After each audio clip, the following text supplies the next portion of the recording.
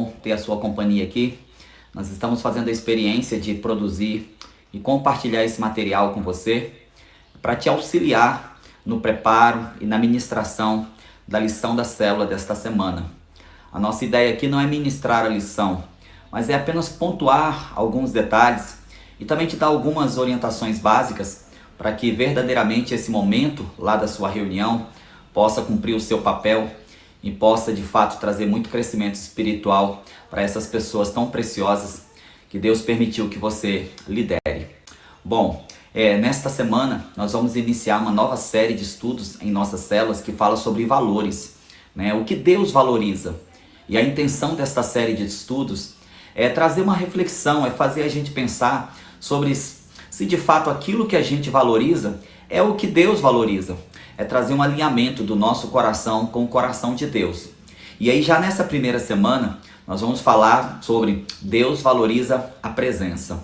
Até é interessante porque eu não estou aí presente com você, eu estou utilizando um recurso virtual, visual, e tem sido muito comum isso depois da pandemia, mas mesmo a gente sabendo que as gravações, as transmissões ao vivo, elas de fato permitiram que as igrejas talvez permanecessem vivas durante aquele período, mas todos nós ansiávamos pelo momento em que fosse permitido que estivéssemos juntos, presencialmente, como sempre dizíamos.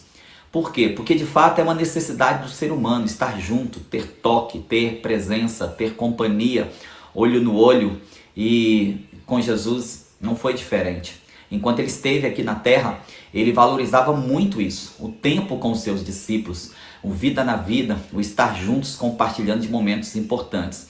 E a gente vai nessa semana trazer um pouco essa realidade, a realidade de que Deus ele valoriza a presença. E a gente vai começar falando sobre os valores da Central, porque a gente precisa também trazer esse entendimento, né? O que são valores? Porque o tema da nossa série é valores. Mas o que são valores, né? E a nossa lição ela começa dizendo que valores são qualidades que têm um significado fundamental. Valores são as convicções profundas que influenciam as nossas ações.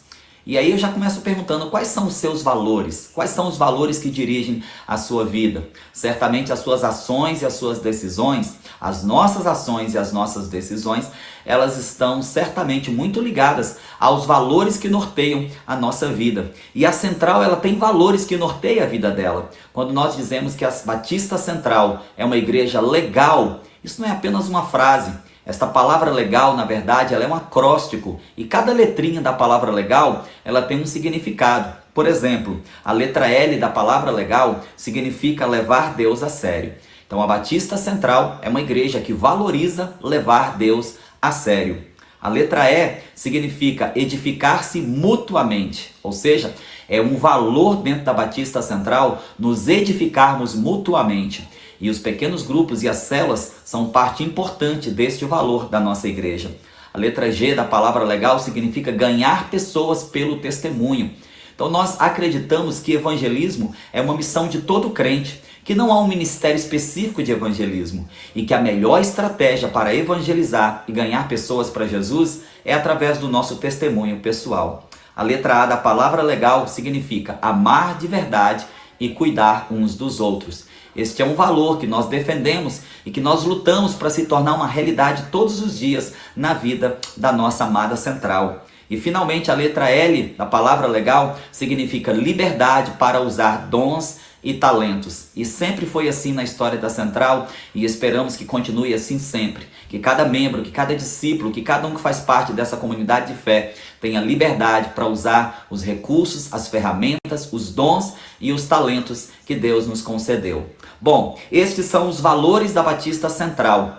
Mas é apenas o início da nossa conversa nessa reunião de célula da semana, porque nós queremos falar mesmo sobre aquilo que Deus valoriza, e Deus valoriza presença. E no estudo dessa semana, nós vamos trazer duas realidades. Primeiro, no Antigo Testamento, a história de Enoque, que andou com Deus. Então, Enoque teve uma escolha, andar com Deus. Ele não foi obrigado a isso. Deus não o proibiu de andar com outros. Deus não o impediu de tomar outras decisões ou fazer outras escolhas. Mas Deus o atraiu para si. E a escolha de Enoque foi andar com Deus. Isso é tão forte que a Bíblia diz que Enoque andou com Deus de forma tão íntima e constante que Deus o chamou para si. Enoque é um daqueles personagens bíblicos que deixa a gente muito intrigado, porque a Bíblia diz que ele simplesmente foi arrebatado. Deus o tomou para si, tamanha intimidade que Enoque tinha com Deus. Por quê? Porque andar com Deus, estar com Deus, é uma decisão.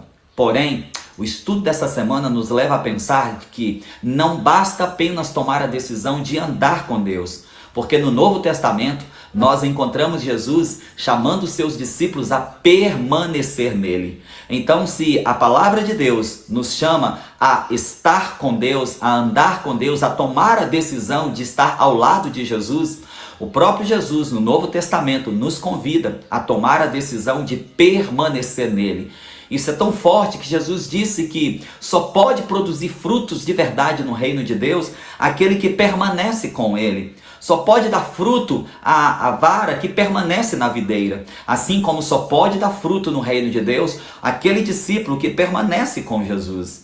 Então, é um grande desafio permanecer com Jesus e permanecer em Jesus, porque nós somos tentados o tempo todo, como naquela história de Marta e Maria, em que nós somos tentados a nos envolver com tantas coisas e deixar de lado a melhor parte.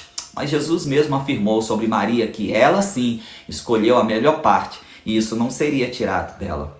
Bom, a gente finaliza o nosso estudo dessa semana refletindo sobre como nós podemos permanecer em Jesus. E aí nós trazemos três recursos, três estratégias, ou três ferramentas, ou três meios pelos quais você e eu podemos permanecer em Jesus. A primeira forma de permanecer em Jesus é permanecer na sua palavra. Ora, como que eu posso dizer que permaneça em Jesus se eu não tenho contato com a sua palavra? Como eu posso dizer que eu tenho intimidade com alguém se eu não sei quais são as preferências dele? E como saber quais são as preferências de Jesus se eu não folheio a sua palavra, se eu não leio a Bíblia Sagrada, que é o manual de vida que ele deixou para nós?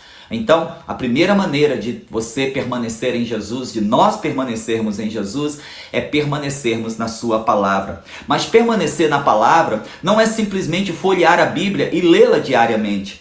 Permanecer na palavra é principalmente tomar a decisão de ser obediente e um praticante da palavra. Então nós concluímos que permanecer em Jesus é permanecer obediente à sua palavra. A segunda forma de permanecermos em Jesus é permanecermos em oração. A oração é o recurso e a ferramenta que Deus deixou para que nós pudéssemos manter a nossa comunhão com Ele. Pela palavra Deus fala conosco e pela oração nós falamos com Deus. Então só pode permanecer em Deus aquele que permanece em oração. Só pode permanecer em Jesus aquele que tem contato com Ele diariamente.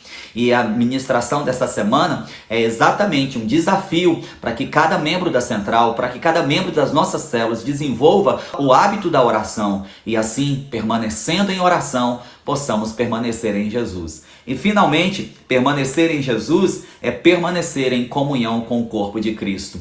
A nossa geração tem um grupo aí que diz que pode ser crente sozinho, que não precisa da igreja. Mas essa não é uma realidade, essa não é uma verdade. Pelo contrário, isso é um grande engano do maligno.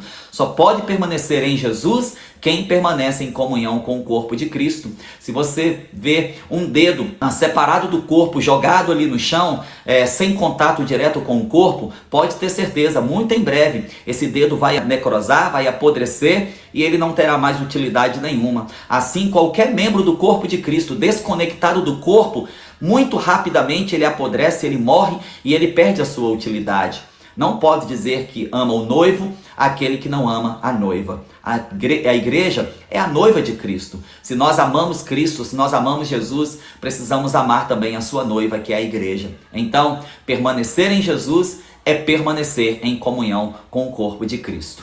Esses foram apenas algumas pinceladas que eu pude dar aqui na lição dessa semana para te ajudar a, durante a sua reunião de célula, ter o melhor desenvolvimento na sua ministração. Lembre-se sempre que o melhor compartilhamento na célula é aquele em que as pessoas participam. Então faça perguntas, sabe? Crie perguntas dentro do seu próprio campo de conhecimento. O estudo que você está recebendo já tem algumas perguntas sugeridas, mas eu quero encorajar você a criar suas próprias perguntas e assim animar o povo da sua célula a participar com você e ter uma maravilhosa reunião, que a presença de Deus e que a permanência na presença de Deus possa fazer toda a diferença na sua vida e na sua célula, em nome de Jesus. Que Deus te abençoe.